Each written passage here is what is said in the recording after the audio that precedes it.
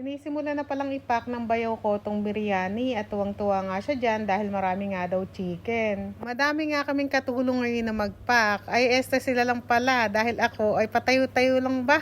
Pa-video-video. Kaya sila ang sumasakit ang balikat at balakang dyan. Ayaw naman kasi akong patulungin din ng bayaw ko lalo na pag ganyang marami sila. Sila na lang daw at mapapagod daw ako. Diba? Papagod ng Dabiana.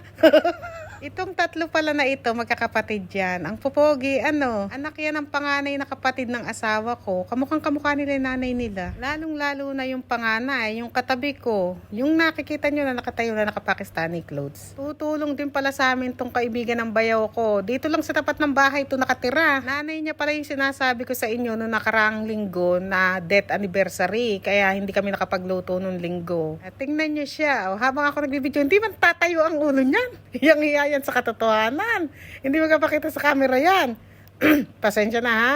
Excuse me po, sumasabit pa. Pinapapasok ko na nga sila Usman sa tuition dahil sasama daw silang mamigay. Alas 4 pa lang nito. Alas 5 kasi pasok nila sa tuition Kaya ayan si Usman, masama ang loob niya. Ang gusto niya ay wag daw muna silang pumasok ngayong araw. Ang sabi ko naman ay hindi pwede dahil nga may exam sila bukas. Siyempre, hindi mawawala itong para sa amin mag-iina. Para mamayang gabi ay hindi na ako magluto. Bumalik din pala agad yung dalawa kong anak dahil wala pa daw doon yung tutor nila. Nag-aaral pa kasi yun, sa multan pumapasok. Mamaya pa daw alas 5 ang dating. Kaya pinabalik ko si Usman. Ang sabi ko nga ay puntahan niya uli at sabihin na alas 6 na lang sila pupunta.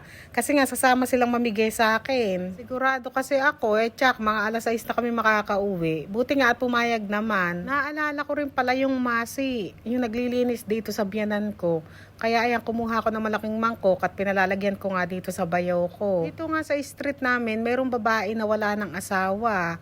3 anak niya, pinabibigyan ko nga rin. Tinatanong ko nga yung bayaw ko, paano ka ako silang nabubuhay kung wala ng asawa? Ang sabi naman ng bayaw ko ay sinusuportahan daw ng kapatid. Pero nananahi din daw yung babae, kaya nga lang sa bahay lang, wala talaga siya yung pwesto. Ay, kwento ko pala sa inyo, alam nyo nawala yung pusa ng bayaw ko. Ay, sobrang lungkot ng bayaw ko sa ni Mariam. Para silang mga kataying manok. Malungkot na malungkot sila. Dumating kasi yung hipag ko. Kasama niya yung biyanan niya. Ngayon, nung lumabas yung biyanan niya, hindi na isara yung pinto. Kaya ayun, nakalabas yung pusa. Yung pusa namin, ay excited makalabas yun kasi hindi nakakalabas yun. Kaya nung makitang nakabukas yung gate, ay sobrang bilis tumakbo. Ating gabi pa naman nawala. Ay hindi nga halos makatulog yung bayo kay kahanap. Inumaga na siya kahanap, hindi niya na nakita. Sa CCTV nga lang niya nakita kung paano nga nakalabas. Tingnan nyo, itong pinapakita ko sa inyo, ubas yan Sana all, ang daming bunga ng ubas ng kapitbahay. Itong ubas na ito, yung kulay green lang ito kahit hinog na green, tas matamis. Ganyan kadalasan ng ubas dito sa Pakistan 2 beses na rin nag-try magtanim yung biyanan ko ng ubas Kaya nga lang hindi siya nabubuhay. Kasi nga hindi siya naaarawan. Di ba kasi mataas yung bakod namin. Tapos may puno pa kami ng dates, kaya hindi siya naaarawan. Itong sa kanila kasi, ayan kalulusog. Ang daming bunga talaga. Naiinggit ako talaga. Inggit na inggit ako. Inggiteran pala ka talaga ako. Tingnan nyo naman kasi yan yung bakod namin sobrang taas. May dates pa.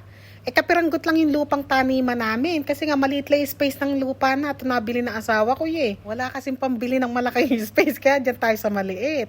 Yung halos walang dahon na yan, sampagita. Rinay ko nga rin magtanim dyan ng sili saka okra galing Pinas. Kaya nga lang hindi talaga nabuhay kasi nga hindi naaarawan. Pag sa kapitbahay pala, pag namimigay kami nakaplato. Ang sabi ko nga ay doon na lang din sa may box pamigay. Ang sabi ng bayaw ko, not good daw. Ewan ko kung ba't not good. Maganda daw sa plato ginamimigay pagkakapitbahay. Ang sabi ko nga ay dito sa nag-aalaga ng baka at saka kalabaw ay bigyan din. Kaya ayan, yung nakabox na binigyan namin kasi hindi naman bahay ito kumbaga, dinadalaw-dalaw niya lang yung mga alaga niya dyan. Tingnan nyo, sobrang dami na nilang kalabaw at baka. Noong dating ko dito, alam nyo, konti lang ito. Siguro yung inahin nila, 2 o 3 lang. Naalala ko si dati, dinala ko dito ng asawa ko. Pinadedi niya ako dito sa kalabaw. Kaya tanda-tanda ko na konti lang ito dati. Dito pala kami bumibili ng gatas ng kalabaw. Tuwing umaga, ay dito bumibili yung biyanan ko. Pagising niya ng umaga, bago magdasal yun, ayan, dito siya dumidiretso, iniiwan niya rito yung lagayan niya. Tapos pagkatapos siya magdasal, dadaanan niya na lang. Pakukuluan niya sa mahinang apoy. Tingnan niyo tong mga kalabaw, nagpakitang gila sila sa akin. Sabay-sabay silang umihi talaga. Tingnan nyo, oh. Sabay-sabay sila. Ano to, papakitang gilas kayo sa akin? Akala nyo, dede na naman ako sa inyo. Pero masarap pala yung gatas ng kalabaw, yung talagang kagagaling sa dede, yung patatalsikin sa'yo. Mainit-init, masarap. Araw-araw bumibili ng gatas dito. Minsan nga, 2 beses pa sa isang araw eh. Minsan, bibili uli ng hapon. Ginagamit nila yan eh para sa tsaa. Yung iba din, yung kunwari may anak na maliit. O ganyan din pinapadede, yung galing sa baka. Ganito pala yung pinapakain nila. Ayan, pinutol-putol na, giniling-giling, igiling-giling, igiling-giling. Yung bayaw ko nga, tingnan nyo. Siguro matagal ka kaming bumalik, lumabas na. Pinuntahan kami, tinatawag na kami. Akala mo naman mawawala kami, sus Ginoo. Ayan pala, natapos na pala namin. Kaya ilalagay na namin sa sasakyan. Tignan niyo ba ko, oh. Bagong hilamos siya. Bago mag-repack yan, naghilamos na yan. O, pagkatapos mag-repack, naghilamos na naman. Sobra arte niyan. Sa mga nagtatanong pala kung nasan yung asawa ko, ay LDR po kami, nasa Dubai.